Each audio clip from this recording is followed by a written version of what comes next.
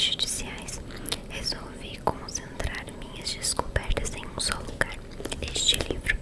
Os capítulos 1 a 4 fornecem uma visão geral das 10 principais limitações pessoais, as mais prejudiciais que se destroem carreiras e relacionamentos e causam problemas infindáveis à vida cotidiana. Cada uma delas é examinada individualmente nos capítulos 5 a 14 e ilustradas com casos reais com que deparei durante anos de prática clínica, empresarial e educacional. Em muitos deles, os nomes de pessoas e organizações foram alterados. O objetivo dessa sessão é permitir que você se familiarize com essas limitações e possa reconhecê-las em si mesmo e nos outros, seja isoladamente ou combinadas com problemas comuns. Uma lista de sintomas o ajuda a diagnosticar ou identificar as limitações mais graves no seu caso.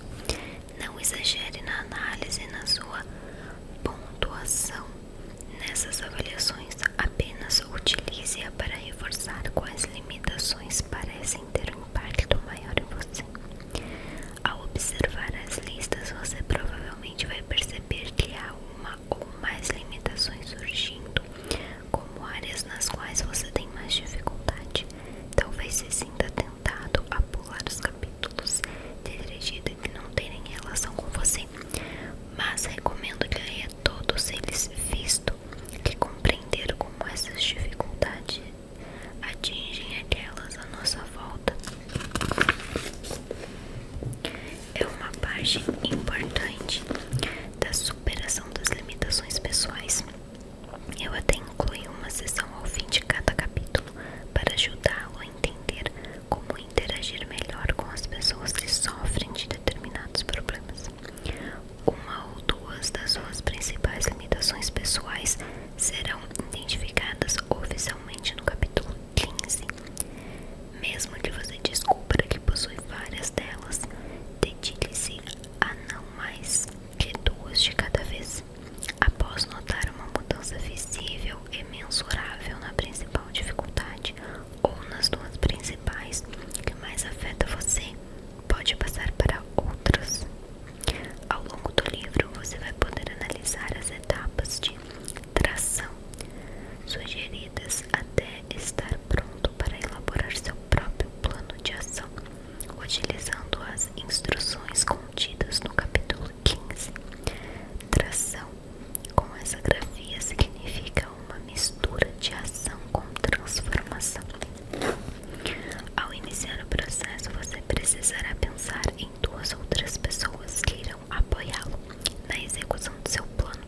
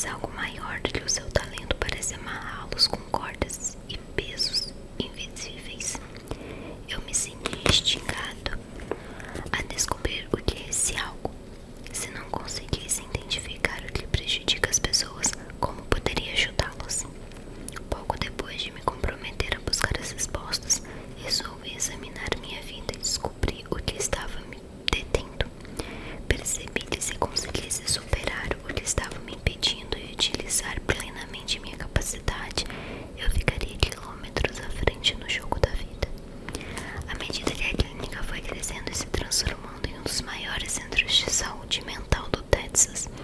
Aprendi que alguns pais se importam pouco ou simplesmente não se importam com os filhos. Muitas crianças que atendemos moravam na rua ou eram vítimas de abuso. Em 1988, nossa fundação construiu uma fazenda para meninos e um tempo depois para meninas. Nunca deixo de me admirar ao ver como as crianças desabrochavam os cuidados familiares. Nos anos seguintes, tive a oportunidade de trabalhar com muitos executivos por intermédio do Centro para Desenvolvimento Executivo da Universidade IM, no Texas, onde moro. Foi uma época de enorme crescimento e desafio intelectual para todos nós. Algo que aprendi é que muitos executivos têm bastante em comum com crianças cheias de energia. De fato, em alguns casos, eu não encontrava nenhuma diferença, exceto a idade. Com frequência, os executivos enfrentam os mesmos problemas.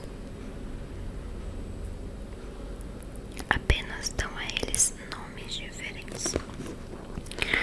A busca da excelência. Certa noite, meus dois filhos começaram a discutir e de repente estavam gritando um com o outro. Quando cobrei explicações, um deles disse: "Ele não está fazendo o que eu mandei fazer." Era o mesmo que eu ouvirá de um executivo naquela mesma manhã antes dele começar a gritar com os funcionários. A falta de autocontrole não deu certo para Matthew e Mika, que nem para o executivo, que logo percebeu que estava à beira de uma inesperada crise profissional. Ao chamar a atenção dos meus filhos para essa questão, eu queria evitar que eles tivessem esse mesmo comportamento aos 40 anos. Como pai, eu queria que eles alcançassem seu máximo potencial e tivessem o melhor desempenho possível, não só profissionalmente, mas na vida. Eu queria cultivar a excelência em meus filhos. Hoje eles são sócios em uma empresa bem-sucedida que adquiriram juntos. Durante muitos anos dei palestras para formandos da AIM. Normalmente minha apresentação começava com uma pergunta: "Por que vocês estão aqui?" A resposta era um auditório repleto de rostos inexpressivos, até que, invariavelmente, uma voz solitária entrava em jogo. "Você diz aqui na AIM, aqui no auditório ou aqui na terra?" "Aqui." "Para conseguir um diploma." "Por que você quer um diploma?" "Para arranjar um emprego." "E por que você quer um emprego?" "Para comprar um carro." "Bom, deixe-me ver se entendi. Você passou 4 anos na universidade e gastou $100.000 só para conseguir comprar um carro." Sob essa ótica, o investimento não parecia muito sensato. É claro que as perguntas seguintes eram para valer. "Para que vocês estão aqui? Quais são os seus dons e talentos? Quais são os seus sonhos? Por que se concentram em ter um carro, não em alcançar um ideal? O que aconteceria se aproveitassem a vida ao máximo? O que vocês poderiam se tornar se identificassem seus pontos mais fortes e eliminassem suas piores limitações?" Essa última pergunta, meu amigo, é a pergunta da sua vida. Há muitos anos aprendi que não importava quantas horas investisse ou quanto trabalhasse, não conseguia tirar muito mais proveito dos meus esforços. Eu dava o máximo de mim, mas continuava no mesmo lugar.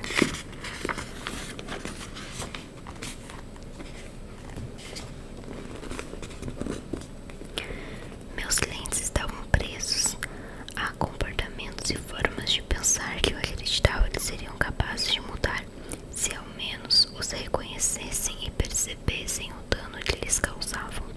Eles tinham talentos e capacidade, mas permitiam que suas atitudes e ações os impedissem de empregá-los.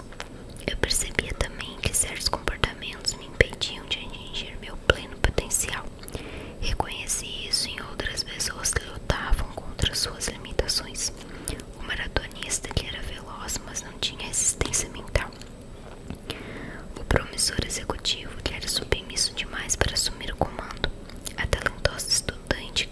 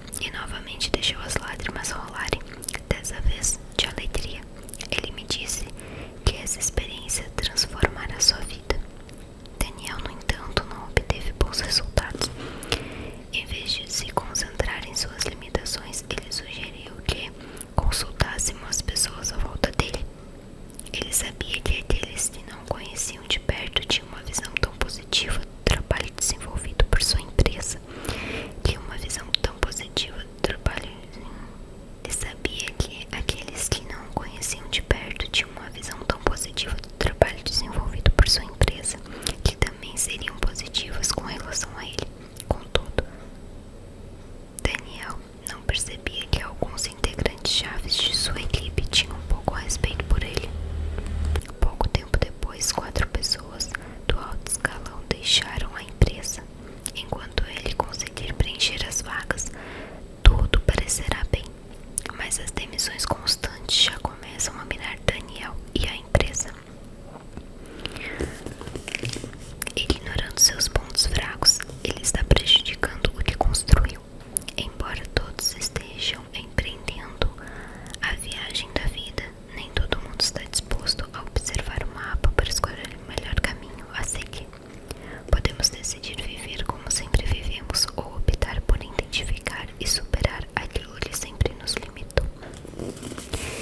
Esse foi o primeiro capítulo do nosso livro e aguardo o feedback de vocês para ver se a gente continua com ele, tá bom?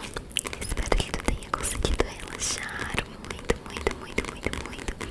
Já deixa seu like, like, like, like, like, like, like, like, like, like. Ótima